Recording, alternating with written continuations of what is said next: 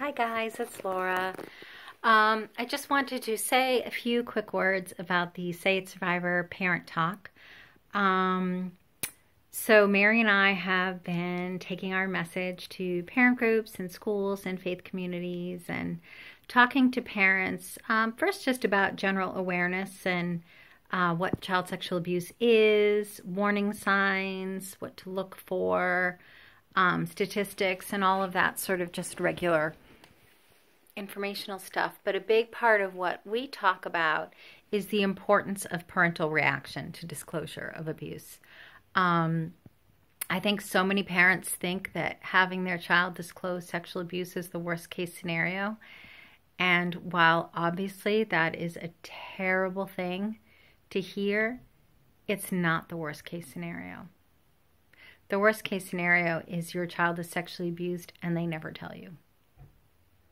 They never tell you, and they sustain this terrible trauma, and they try to deal with it on their own, and they build all kinds of harmful story around it, and they live out of that story, and they never get a chance to process it and heal. And so one of the things that we talk about as survivors who did disclose is how much harm can be done with the way your story is handled. I think that most child sexual abuse is not at the hands of a stranger. 93% of child sexual abuse happens at the hands of somebody who's already in your child's life. And so what that means is reaction to it gets complicated because the parents have other contexts for the abuser, right? And so what should be a cut and dry case of believe your child, protect your child, get your child help is no longer cut and dry.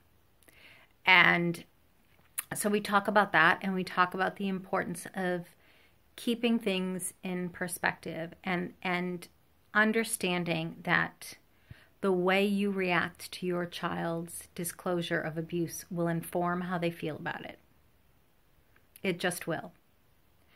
If you don't believe your child, if you say that your child is lying, or you can't take sides, which, by the way, is taking sides.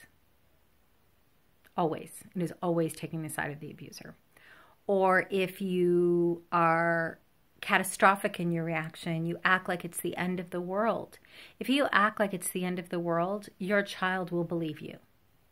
They will believe it is the end of the world.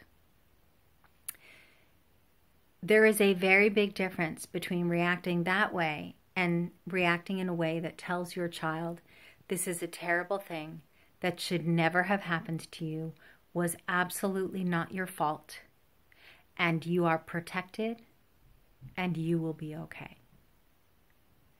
The very thing that leaves children vulnerable to child sexual abuse, which is their malleability and their trust in the adults in their lives, can lend itself to their healing too.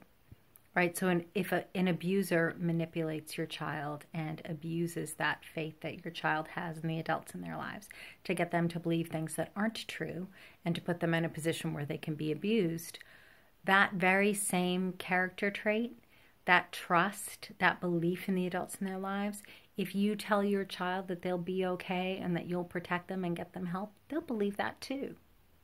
They'll believe that too.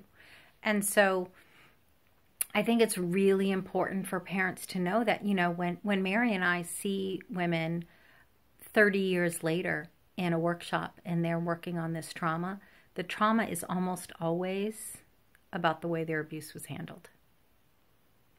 That's where the enduring trauma lies. It lies in the way their abuse was handled and the story they told themselves about that.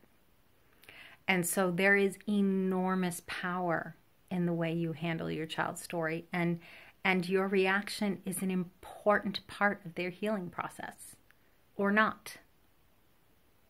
So that's a little bit about what we cover in our parent talks. And so if you are interested, please don't hesitate to head on over to sayitsurvivor.org, go to the public speaking page and contact us. And we would love to come talk to your group and give you guys some information, some tools, answer any questions. So thanks so much, and we'll be in touch soon. Bye.